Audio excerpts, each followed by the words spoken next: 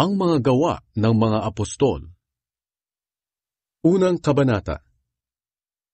Minamahal kong Theophilus, sa aking unang aklat, isinulat ko ang lahat ng ginawa at itinuro ni Jesus mula nang nagsimula siya sa kanyang gawain hanggang sa araw na dinala siya sa langit. Matapos siyang mamatay at mabuhay muli, makailang beses siyang nagpakita sa kanyang mga apostol sa iba't ibang paraan para patunayan sa kanila na muli siyang nabuhay.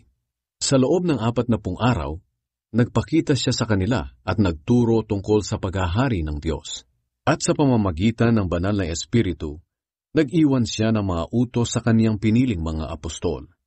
Isang araw noon, habang kumakain sila kasama ni Jesus, sinabi niya, "Huwag muna kayong umalis sa Jerusalem.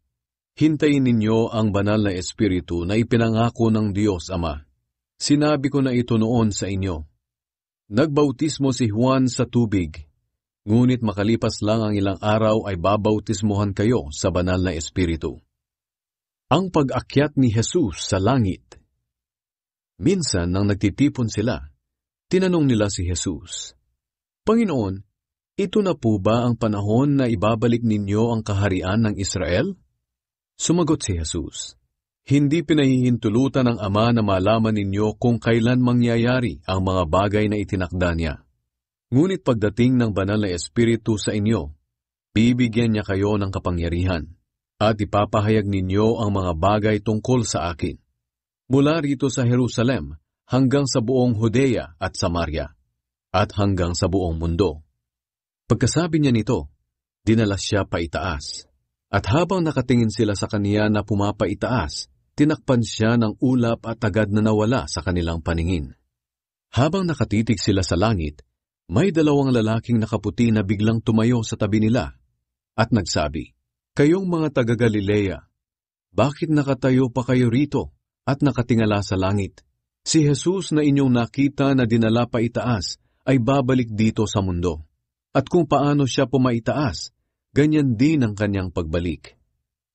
Pumili ang mga apostol ng kapalit ni Judas.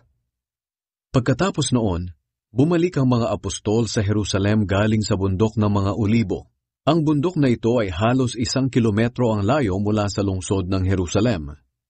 Pagdating nila sa Jerusalem, dumiretso sila sa kwarto na nasa itaas ng bahay na tinutuluyan nila.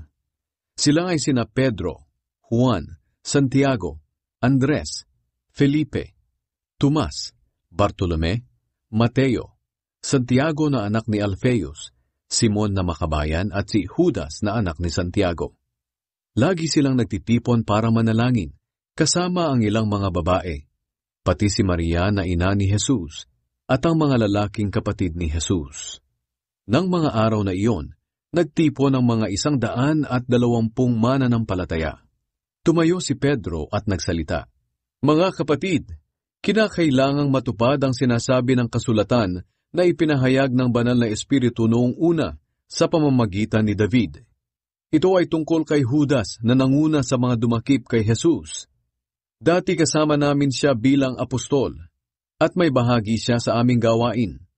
Pero bumili si Judas ng lupa mula sa perang isinuhol sa kanya sa pagtatraidor kay Jesus, at doon ay pasubsob siyang nahulog.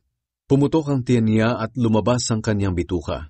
Nalaman ito ng lahat ng tao sa Jerusalem, kaya tinawag nila ang lugar na iyon na Akeldama, na ang ibig sabihin ay bukid ng dugo."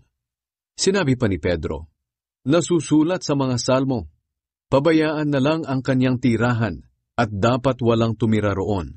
At nasusulat din, ibibigay na lang sa iba ang kanyang tungkulin. Kaya kinakailangan nating pumili ng tao na ipapalit kay Judas, nakasama nating magpapatotoo sa muling pagkabuhay ni Jesus. Dapat isa siya sa mga kasama natin na naglingkod sa Panginoong Jesus noong nandito pa siya sa mundo, mula noong nagbabautismo si Juan hanggang sa panahon na dinala si Jesus sa langit." Kaya 2 lalaki ang kanilang pinagpilian, si Matias at si Jose na tinatawag na Barsabas o Justus. At bago sila pumili, nanalangin sila, "Panginoon, ikaw ang nakakaalam ng puso ng lahat ng tao. Kaya ipaalam nyo sa amin kung sino sa 2 ito ang pipiliin nyo na maging apostol bilang kapalit ni Judas, sapagkat tinalikuran ni Judas ang kanyang gawain bilang isang apostol at pumunta siya sa lugar na nararapat sa kanya. Pagkatapos nilang manalangin, nagpalabunutan sila. At ang nabunot nila ay si Matias. Kaya si Matias ang idinagdag sa 11 apostol.